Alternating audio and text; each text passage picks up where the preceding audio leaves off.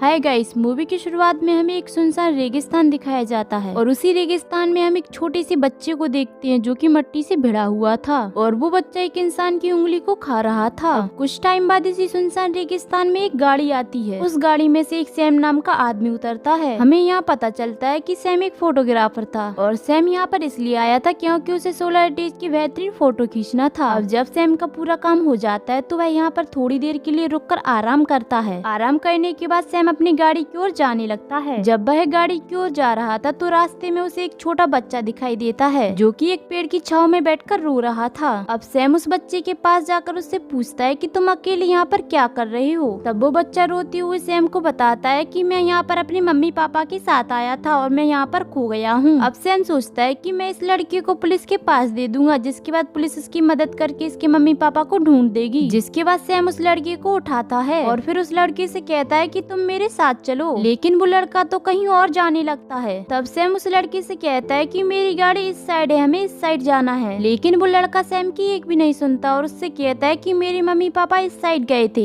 अब सैम को कुछ समझ नहीं आ रहा था और वो उस लड़के को अकेला छोड़ना नहीं चाहता था, इसलिए वह उसके पीछे चला जाता है। फिर थोड़ी ही दूर जाने के बाद सैम उस लड़के से कहता है कि थोड़ी ही देर में रात हो जाएगी, हमें जल्द से जल्द मेरी गाड़ी के पास पहुंचना होगा। लेकिन वो लड़का उसकी बात नहीं मानता और एक अजीब सी मुस्कान देकर वहाँ से भाग जाता है। अब सैम को कुछ भी समझ नहीं आ रहा था कि वो लड़का मुझे यहाँ तक लाने के बाद क्यों भाग गया। खैर अब सैम को अपनी गाड़ी के पास जाना था, लेकिन बहुत रात हो गई थी और वह अपना रास्ता भी भटक गया था। इसके बाद जब सैम अपना मोबाइल चेक करता है तो उसके मोबाइल में सिग्नल भी नहीं आ रही थी। इसके बाद सैम रास्ता ढूंढते हुए इधर उधर भटकने लगता है। तभी सैम को एक लड़की के गाने की आवाज सुनाई देती है। सैम उस आवाज का पीछा करते हुए वहाँ तक पहुँच जाता है जहाँ वो लड़की होती है। वहाँ पहुँचकर सैम देखता है कि एक खूबसूरत लड़की एक छोटे से घर के पास घूम रही थी। फिर सैम वहाँ पड़ी सीढ़ियों से नीचे उतरता है, जिसके बाद वह घर के पास पहुंचकर दरवाजे को खटखटाता है, लेकिन अंदर से कोई जवाब नहीं आता। फिर सैम खुद दरवाजा खोलता है और अंदर चला जाता है। अंदर वही लड़की थी जिसका नाम अलीसा था, वो खाना बना रही थी। फिर सैम अलीसा से कहता है कि मैं इस रेगिस्तान में रास्ता भटक गया हूँ, क्या आप मुझे रास्ता बता सकती हो। लेकिन सैम इस बात पर कोई जवाब नहीं देती और उससे कहती है कि खाना तैयार है, आके खा लो। अब सैम को भी बहुत भूख लगी थी, इसलिए वह उससे कुछ नहीं कहता और बैठकर खाना खाने लगता है। खाना खाने के बाद सैम सोचता है कि आज की रात यहीं गुजार लेता हूँ, सुबह यहाँ से चला जाऊंगा। जिसके बाद अलीसा सैम को सोने के लिए एक बिस्तर देती है और खुद दूसरे रूम में चली जाती है। अब सैम यहाँ पर सोने की कोशिश ही कर रहा था कि तभी उसकी नजर अलीसा पे जाती है जो कि अपने रूम में अपने कपड़े उतार रही थी। ये देखकर सैम अपना मुंह दूसरी तरफ को कर लेता और सो जाता है। अब सुबह होते ही सैम चुपके से घर से बाहर निकलता है। घर के बाहर आकर जो वह देखता है तो देखकर हैरान रह जाता है। वह देखता है कि उसने जिस घर में रात बिताई थी वो घर ऊंची ऊंची घाटियों से घिरा हुआ था और रात में जिन सीढ़ियों से वह नीचे आया था वो सीढ़ी भी आधी गायब थी। अब ये सब देखने के बाद सैम घर के अंदर वापस आता है ताकि वह अलीसा से बाहर निकलने का रास्ता पूछ सके, लेकिन सैम देखता है कि अलीसा तो अभी तक सो रही थी। फिर सैम घर के बाहर आता और आसपास के फोटो खींचने लगता है टाइम पास करने के लिए, और तब तक अलीसा भी अपनी नींद से जाग जाती है। फिर सैम अलीसा से पूछता है कि यहाँ से बाहर निकलने का रास्ता कहाँ से है। तब अलीसा सैम को बताती है कि यहाँ से बाहर निकलने का केवल एक ही रास्ता है, सीढ़ियों से। तब सैम कहता है कि यहाँ की सीढ़ी तो आधी गायब है। फिर अलीसा सैम से कहती है कि तुम चिंता मत करो, यहाँ के लोग कभी कभी सीढ़ी ले जाते हैं और फिर कुछ टाइम बाद सीढ़ी वापस कर जाते हैं। अब ये सुनने के बाद सैम बहुत परेशान हो जाता है क्योंकि उसे अपने घर वापस जाना था। इसीलिए सैम पहाड़ी चढ़कर बाहर निकलने की कोशिश करता है, लेकिन इस कड़ी धूप और गर्मी की वजह से वह ऐसा नहीं कर पाया और तो और सैम के कपड़े भी गंदे हो जाते हैं। तब अलीसा सैम से उसके कपड़े धोने के लिए मांगती है और इसी बहाने से वह उसके करीब आने की कोशिश करती है, लेकिन सैम उसे रोक देता और इस तरह से सैम का एक और दिन यहीं पर बीत जाता है। अब अगली सुबह होते ही सैम घर में कुछ ढूंढने लगता है पहाड़ी चढ़ने के लिए। तब सैम को घर में एक हथौड़ी मिलती है, जिसके बाद वह हथौड़ी को लेकर पहाड़ी चढ़ने की कोशिश करता है, लेकिन तभी सैम के ऊपर कोई बकरी का कटा हुआ सर फेंक देता है, जिसकी वजह से सैम पहाड़ी से नीचे गिर जाता है और बेहोश हो जाता है। अब रात में जब सैम को होश आता है तो वह दर्द से चीखने लगता है क्योंकि जब सैम पहाड़ी से नीचे गिरा था तो वो हथौड़ी उसके पैर में घुस गई थी, जिसकी वजह से उसे बहुत ज्यादा पेन हो रहा था। अब थोड़ी देर बाद अलीसा वहाँ पर आती है और उसके पैर से हथौड़ी बाहर निकालती है, लेकिन हथौड़ी बाहर निकालते समय सैम को इतना ज्यादा पेन हुआ कि वह फिर से बेहोश हो जाता है। और फिर जब सैम को होश आता है तो वह खुद को घर के अंदर एक बेड पर पाता है और उसके पैर में भी पट्टी बंधी थी। अब पूरे 2 दिन बाद जब सैम थोड़ा ठीक हो जाता है तो वह घर से बाहर आता है। बाहर आकर वह चिल्लाने लगता है, मदद के लिए पुकारने पुकारने लगता है, लेकिन उसकी आवाज सुनने के लिए वहाँ पर कोई भी नहीं था। फिर सैम गुस्से में घर के अंदर जाता है और अलीसा को घर से बाहर निकालकर उस पर चिल्लाने लगता है। फिर सैम अलीसा से कहता है कि मुझे यहाँ से बाहर निकलना है, मुझे अपनी दुनिया में वापस जाना है, लेकिन अलीसा बिल्कुल खामोश थी, वह कोई भी जवाब नहीं देती। फिर सैम अलीसा से कहता है कि मुझे तुम्हारे साथ नहीं रहना, मुझे यहाँ से जाना है। तब अलीसा सैम से कहती है कि मैं तुम्हारा बहुत ध्यान रखूंगी, मैं तुम्हें बहुत प्यार दूंगी, और ये कहते हुए वह सैम के करीब आने लगती है। तब सैम अलीसा को रोक देता और उससे कहता है कि मैं अकेला ही ठीक हूँ। जिसके बाद अलीसा घर के अंदर चली जाती है और सैम वहीं पर बैठ जाता है। तभी सैम को पहाड़ी के ऊपर एक लड़का दिखाई देता है जिसका नाम माइक था। फिर सैम माइक से कहता है कि मैं यहाँ पर फंस गया हूँ, मेरी यहाँ से निकलने में मदद करो। तब माइक सैम से कहता है कि तुम मेरा इंतजार करो, मैं रस्सी लेकर वापस आता हूँ। ये देखकर सैम बहुत खुश हो जाता है क्योंकि अब सैम को एक उम्मीद की किरण दिखाई दी थी। अब सैम वहीं बैठकर माइक के आने का इंतजार करने लगता है। अब कुछ ही देर में सैम की तरफ एक रस्सी आती है जो कि माइक ने फेंकी थी। फिर माइक सैम से कहता है कि रस्सी से तुम अपने आप को अच्छी तरह से बांध लो।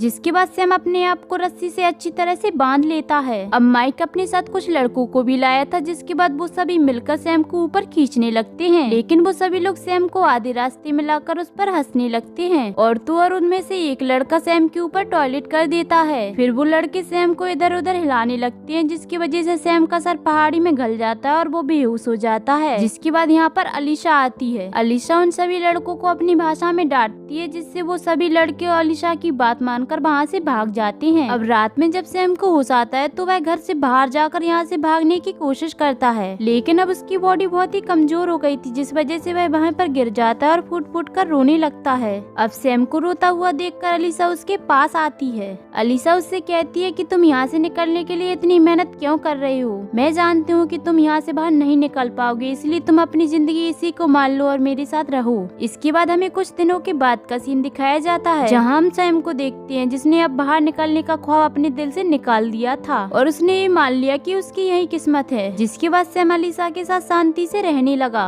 और अलीशा भी सैम का पूरा ध्यान रखती थी, जिस वजह से सैम को भी अलीशा अब अच्छी लगने लगी थी। अब अगली सुबह हम देखते हैं कि सैम यहाँ पर खेती करने की कोशिश कर रहा था। तभी सैम को ऊपर से एक लड़का रस्सी के जरिए खाना और कुछ जरूरत की चीजें भेजता है। जिसके बाद वह सामान लेकर अलीशा के पास जाता है। फिर वह अलीशा से पूछता है कि ये सब सामान वो लोग हमें क्यों देते हैं। तब अलीशा सैम से कहती है कि सवाल मत करो, हमें ये सब मिल रहा है, इसी में खुश रहो। अब सैम सोचता है कि अलीशा भी मेरी तरह शायद यहाँ पर फंस गई होगी, फिर उसने यहाँ पर जीना भी सीख लिया। अब रात में हम सैम को देखते हैं जिसने बहुत ज्यादा शराब पी ली थी। तभी सैम को बाहर से कुछ आवाजें सुनाई देती हैं, जिसके बाद सैम कुल्हाड़ी उठाकर बाहर जाता है। बाहर जाकर वह देखता है कि उसके सामने माइक था जिसने अजीब से कपड़े पहने हुए थे। फिर माइक सैम के पास आता है, उसके हाथ से कुल्हाड़ी छुड़ाकर फेंक देता है। फिर माइक सैम के चेहरे को अजीब तरह से चाटने लगता है। इसके बाद माइक वहाँ से भाग जाता है। अब सैम को इस बात से बहुत गुस्सा आता है, इसलिए वह घर के अंदर जाकर अलीशा को डांटने लगता है। वह अलीशा से कहता है कि तुमने इन लड़कों को अपनी जिंदगी बर्बाद करने दी है, जिसकी वजह से ये लड़के हमें अपने हाथों की कठपुतली समझते हैं। तब अलीशा सैम से कहती है कि तुम अभी होश में नहीं हो, जाकर सो जाओ। इसके बाद अलीशा अपने कमरे में जाकर अपने कपड़े उतारने लगती है और ये सब कमरे के बाहर खड़ा सैम देख रहा था। अब सैम ने बहुत ज्यादा शराब पी रखी थी, इसलिए वह अपने आप को कंट्रोल नहीं कर पाता। फिर वो दोनों एक ही कमरे में एक ही बिस्तर पर पूरी रात गुजारते हैं। अब सुबह होते ही सैम अपने खेत में काम करने लगता है। तभी ऊपर से लियो नाम का एक लड़का सैम से कहता है कि तुम ये क्या कर रहे हो। तब सैम उससे कहता है कि मैं यहाँ पर खेती कर रहा हूँ, जिससे यहाँ पर अलग अलग सी सब्जियाँ उगा सकूँ। अब लियो को खेती के बारे में कुछ ही पता नहीं था और उसे खेती के बारे में बहुत दिलचस्पी होती है, जिससे वह सैम से खेती के बारे में और पूछने लगता है। तब सैम लियो से कहता है कि मैं तुम्हें खेती के बारे में सब कुछ बताऊंगा, लेकिन तुम्हें मुझे पहले यहाँ से बाहर निकालना होगा। अब लियो सैम को बाहर निकलने के लिए मान जाता है। वह सैम से कहता है कि कल मैं यहाँ पर रस्सी लेकर आऊंगा, जिसकी मदद से तुम बाहर निकल आओगे। ये कहने के बाद लियो वहाँ से चला जाता है। अब सैम घर में एक तस्वीर देखता है। तस्वीर देखकर वह अलीशा से पूछता है कि ये किसकी तस्वीर है। तब अलीशा मुस्कुराती हुई सैम से कहती है कि ये औरत यहाँ पर आने वाली पहली माँ थी, लेकिन सैम को अलीशा की बात समझ नहीं आती। फिर अलीशा सैम से कहती है कि मैं माँ बनने वाली हूँ, लेकिन तुम्हें इस बच्चे की फिक्र करने की कोई जरूरत नहीं है, क्योंकि मैं इस बच्चे को अकेले पाल लूंगी। फिर सैम अलीशा पे गुस्सा करने लगता है, क्योंकि वह नहीं चाहता था कि उसका बच्चा अलीशा जैसी औरत के पेट में पले। फिर सैम अलीशा से कहता है कि तुमने जानबूझकर मुझे यहाँ पर फंसा आया और मेरा फायदा उठाया है। इतना सब कहने के बाद भी अलीसा सैम से कुछ नहीं कहती। अब रात में जब सैम सो रहा होता है तो अलीसा आधी रात को बाहर जाकर अजीब सा गाना गाने लगती है, मानो ऐसा लग रहा हो जैसे वह किसी चीज की पूजा कर रही हो। अब सुबह होते ही सैम बाहर जॉगिंग करने लगता है। तभी सैम से मिलने के लिए लियो आता है। फिर लियो और सैम की बातें होने लगती हैं। सैम लियो से अलीसा के बारे में बताता है कि वो प्रेग्नेंट और जल्दी माँ बनने वाली है, इसीलिए हमें यहाँ से बाहर निकलकर डॉक्टर के पास जाना होगा। तब लियो कहता है कि हमें पैलेस छोड़कर यहाँ से बाहर निकलने की परमिशन नहीं है। तब सैम लियो से कहता है कि अगर तुम हमारे यहाँ से बाहर निकलने में मदद करोगे तो हम सभी बाहर जाकर एक परिवार की तरह रहेंगे। लेकिन तभी यहाँ पर वो लड़का आ जाता है जिसने सैम के ऊपर टॉयलेट की थी। वो लड़का इन दोनों की सारी बातें सुन लेता है, जिसके बाद वह लियो को जबरदस्ती वहाँ से ले जाता है। और अलीसा ने भी इन दोनों को बात करते हुए देख लिया था। जिसके बाद अलीसा अंदर जाकर सैम से पूछती है कि तुम उस लड़के से क्या बातें कर रहे थे। तब सैम अलीसा से कहता है कि उस लड़के का नाम लियो था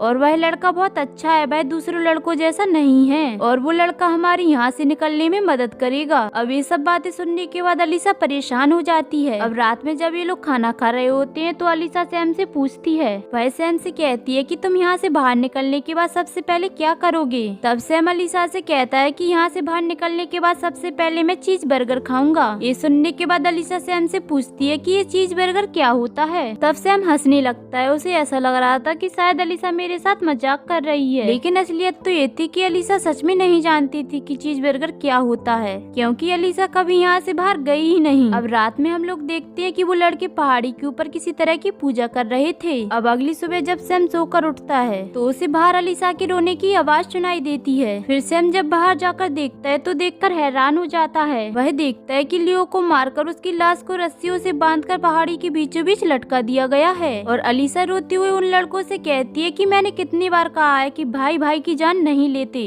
अब सैम अलीसा को चुप कराने की कोशिश करता है, लेकिन अलीसा चुप होने की वजह उसके मुंह पर थूक देती है। फिर वह सैम से कहती है कि तुम्हारी वजह से मैंने अपना बेटा खो दिया, तुम ही मेरे बेटे की मौत के जिम्मेदार हो। अब सैम को कुछ भी समझ नहीं आ रहा था कि आखिर ये बच्चा अलीसा का कैसे हो सकता है। अब इससे पहले कि सैम कुछ और सोचता तभी अलीसा पीछे से उसके ऊपर हमला कर देती है और उसे मार मार कर बेहोश कर देती है। इसके बाद सीन कट होता है और हमें 3 महीने बाद का सीन दिखाया जाता है, जहाँ हम देखते हैं कि अलीसा ने सैम को एक पिंजरे में बंद करके रखा हुआ है और वहीं हम अलीसा को देखते हैं जिसका पेट बच्चे की वजह से बहुत बाहर आ गया था। अलीसा सिर्फ सैम को जिंदा रखने के लिए उसे खाना दिया करती थी और सैम की भी अब दिमागी हालत ठीक नहीं थी। वह बिल्कुल पागलों की तरह बिहेव करता था और अजीब तरीके से खाना खाता था। अब एक दिन सैम को पहाड़ी के ऊपर एक लड़की दिखाई देती है और वो लड़की यहाँ पर घूमने के लिए आई थी। सैम उस लड़की को आवाज लगाने की कोशिश करता है, लेकिन उसके गले से आवाज निकल ही नहीं रही थी, क्योंकि अब सैम की हालत बहुत ही खराब हो गई थी। वो अब ठीक से बोल तक नहीं पाता। अब इससे पहले कि वो लड़की सैम को देखती, वहाँ पर वही लड़के आ जाते हैं। वो लड़के वहीं पर उस लड़की का काम तमाम कर देते हैं। ये देखकर सैम बहुत भड़क उठता है और वह पिंजरे को तोड़ने की कोशिश करता है, लेकिन अब तो सैम की बाहर निकलने की आखिरी उम्मीद भी मर गई थी। अब रात में सैम देखता है कि अलीसा और वो सभी लड़की का अजीब तरीके की पूजा कर रहे थे और उन्होंने अलीसा को बिल्कुल दुल्हन की तरह सजाया हुआ था। अब सैम समझ जाता है कि ये सभी बच्चे अलीसा के ही हैं और अलीसा अपने ही बच्चों की मदद से यहाँ पर अलग अलग आदमियों को लाकर उन्हें अपने जाल में फंसाती है और फिर उनके साथ संबंध बनाकर बच्चे पैदा करती है। अब सैम इस खौफनाक पूजा को देखकर चिल्लाने लगता है। अब इसी तरह से कुछ और महीने बीत जाते हैं और ठंड का मौसम आ जाता है, जिससे अब अलीसा सैम को एक चादर देती है ताकि वह ठंड से मर ना जाए। अब जब अलीसा सैम को चादर दे रही होती है तो सैम अलीसा का हाथ पकड़ लेता है। वह अलीसा से कहता है कि मैं तुम्हारे सभी बच्चों का बाप बनने के लिए तैयार हूँ, बस तुम मुझे इस कैद से बाहर निकाल दो और मैं यहाँ से भागने की कोशिश भी नहीं करूँगा। लेकिन तब अलीसा उससे कहती है कि मुझे तुम्हारी कोई जरूरत नहीं है, मैं तो सिर्फ इतना चाहती थी कि तुम मुझे माँ बना दो